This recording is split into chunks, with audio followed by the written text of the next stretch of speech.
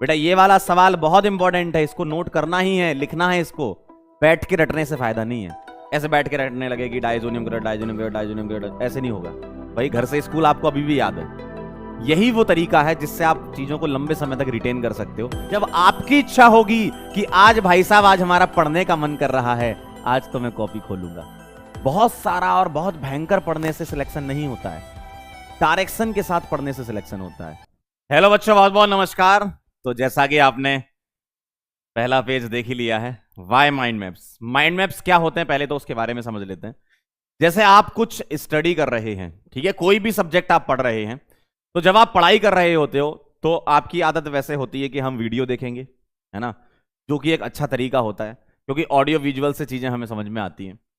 फिर उसके बाद क्या करते हो आप? पढ़ाई करने के बाद आप नोट्स बनाते हो, तो अपने नोट्स भी लिख रहे होते हो। कई बार क्लास के साथ साथ आप नोट्स लिखते हो, कई बार क्लास के बाद नोट्स लिखते हो, लेकिन नोट्स आप अपने बनाते हो। और अगर नहीं बना रहे हो तो बनाना चालू करो। नोट्स के बाद बात आती है माइंड मैप की। सर ये माइंड मैप कैसे बनाए जाए, कैसे दिखते हैं? बहुत सारा डाउट होता है बच्चों के दिमाग में कि सर हमें आप गाइड कर दो कि हम इस तरीके से बनाएं। तो आज मैं आपको वही बताने जा रहा हूं। माइंड मैप की जरूरत क्यों होती है पहले तो ये समझ लें हम।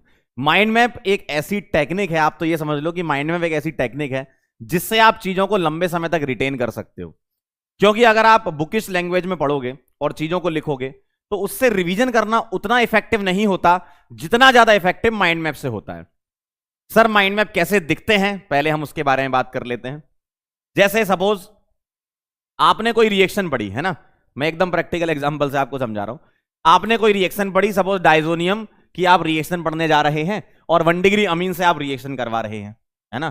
तो आप 1 डिग्री अमीन बनाकर इसकी डिफरेंट टाइप की रिएक्शंस लिख सकते हो कि डाइजोनियम क्लोराइड कैसे बनता है, फिर उसके बाद क्लोरोबेंजीन कैसे बनता है, ब्रोमोबेंजीन कैसे बनता है, आयोडोबेंजीन कैसे बनता है। इस तरीके से आप रिएक्शंस लिख सकते हो और हर एक कंपाउंड की आप रिएक्शन लिख सकते हो। तो सर ऐसे तो बहुत सारे माइंड मैप हो जाएंगे, हर एक कंपाउंड की अपनी रिएक्शन लिखना। बिल्कुल हो जाएंगे। क्यों? क्योंकि आप इतनी बड़ी थ्योरी पढ़ रहे होते हो, उसको शॉर्ट करोगे तो अगर तुम इस चीज को लिखने जाओगे तो ये 2 से 3 पेज आपकी ले जाएगी। अगर आप पूरा का पूरा एक एक लाइन के फॉर्म में लिखना चाह रहे हो 2-3 पेज आपको लग जाएंगे। वहीं आपने क्या करा, इसको समराइज कर दिया, एक पेज में ले आए और इस पेज का आप अपना खुद का माइंड मैप बना के अपने जहां भी स्टडी टेबल है सामने चिपका लो। और चीजों को बार बार देखोगे ना, ज्यादा लंबे समय तक याद रहती हैं। बैठ के रटने से फायदा नहीं है। ऐसे बैठ के रटने लगे कि diazonium chloride diazonium chloride diazonium chloride, ऐसे नहीं होगा। अगर डाइजोनियम क्लोराइड दिन में 4 बार आपको दिख जाएगा ना तो वो तुम्हें याद हो जाएगा। याद करो, जब तुम स्कूल से पहली बार स्कूल गए थे घर से, तो तुमने कोई ऐसा रास्ता लिखा थोड़ी था कि पप्पू भैया की दुकान से हमें 200 मीटर जाना है, फिर हमें यहां पर एक टर्न मिलेगा, स्टेट बैंक ऑफ इंडिया के पास से हमें लेफ्ट लेना है। ऐसे कुछ लिख के गए थे क्या? या आपने पहले दिन ही नोट किया था कि रुको पापा लिख लूं मैं? ऐसा किया था क्या? नहीं ना। आप बार बार उस रास्ते से जाते थे, आप बार बार उस रास्ते से गुजरते थे, तब आपको वो चीज बहुत लंबे समय तक याद रहती थी। मतलब आज भी अगर आपको आपके घर से स्कूल के लिए रास्ता बोल दें तो आपको कोई नोट्स नहीं निकालने, है ना, आपको कुछ चीज देखनी नहीं है भाई, घर से स्कूल आपको अभी भी याद है। यही वो तरीका है जिससे आप चीजों को लंबे समय तक रिटेन कर सकते हो। बार बार चीजें जितनी ज्यादा दिखेंगी ना उतना आपको मतलब दिमाग में बैठेंगी, ये एकदम परम सत्य है। जितनी ज्यादा बार चीजें आपको दिखती हैं उतनी ज्यादा बार दिमाग में बैठती हैं। तो ये चीजों को दिखाने का एक तरीका है, क्योंकि बुक तो बंद रहती है भाई, आपकी नोटबुक बंद रहती है, आपको चीजें दिखती नहीं है। जब आपकी इच्छा होगी कि आज भाई साहब आज हमारा पढ़ने का मन कर रहा है, आज तो मैं कॉपी खोलूंगा, तो वो आपकी इच्छा पर डिपेंड करता है। लेकिन अगर आपके सामने कोई चीज बार बार दिख रही है, सामने चिपकी हुई है, आपकी स्टडी टेबल के सामने 2 पेज 3 पेज 4 पेज 5 पेज चिपके हुए हैं, एकदम आपने बढ़िया अपना साम्राज्य सा बना लिया है स्टडी टेबल के सामने कि ये भी चिपका ये भी चिपका ये भी चिपका है, तो वो बहुत अच्छी चीज है। कई लोग बोलेंगे आपसे इतना सारा क्यों चिपका लिया, ध्यान नहीं जाएगा। ऐसा नहीं होता है।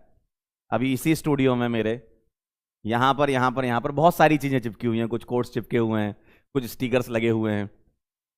तो ये मुझे चीजें बार बार दिखती हैं तो मुझे पता है कौन सी चीज कहां पर है, ठीक है। तो यही मैं आपसे कहना चाह रहा हूं कि आपकी स्टडी से टेबल यानी कि आपका जो स्टडी रूम है वो आपका खुद का एक साम्राज्य है, और उसमें आप जितना चिपकाना चाहो उतना चिपका लो, जितना चिपकाना चाहो, कोई मना नहीं करेगा तुम्हें, लेकिन बनाना जरूरी है। मैं सिर्फ आपको एक आइडिया दे रहा था कि इस तरीके से माइंड मैप आप बना सकते हो। ऑर्गेनिक में इस तरीके से बना सकते हो, एक कंपाउंड लिया, उसकी वेरियस रिएक्शन लिख ली। सर ये कब करना है? चैप्टर जब आपका खत्म हो जाएगा उसके बाद आप बना लेना, आपको इतना तो आइडिया लग जाएगा कि कौन कौन सी रिएक्शंस है ना।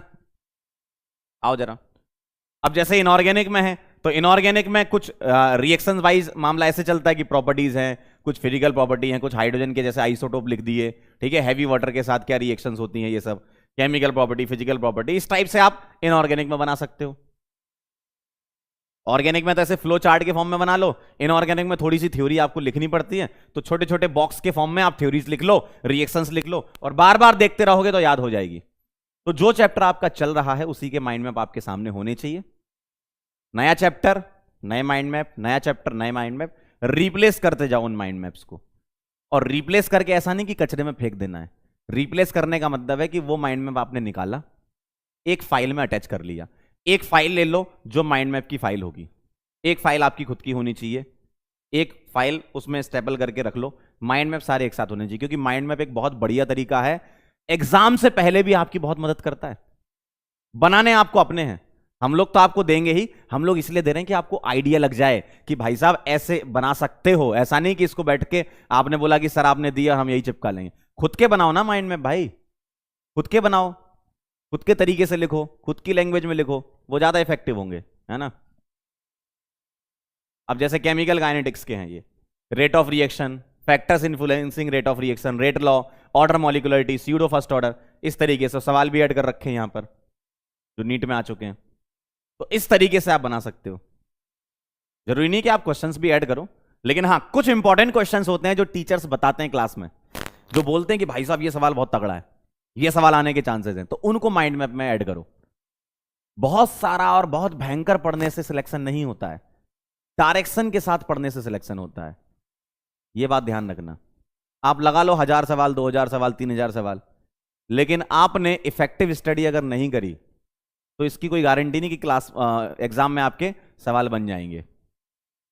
और सबसे ज्यादा फोकस करो जो टीचर्स बोल रहे हैं, बोलते हैं भाई एकदम क्या बेटा ये वाली लाइन बहुत इंपॉर्टेंट है, ध्यान दीजिएगा, और आप लोग इधर उधर देखते हो। बेटा ये वाला सवाल बहुत इंपॉर्टेंट है, इसको नोट करना ही है, लिखना है इसको। तो ऐसी चीजें जो एकदम एम्फसाइज करते हैं टीचर्स, वो आपको माइंड मैप में इंक्लूड करनी है। और माइंड मैप में नीट में आने वाला हर एक फॉर्मूला कवर होना चाहिए।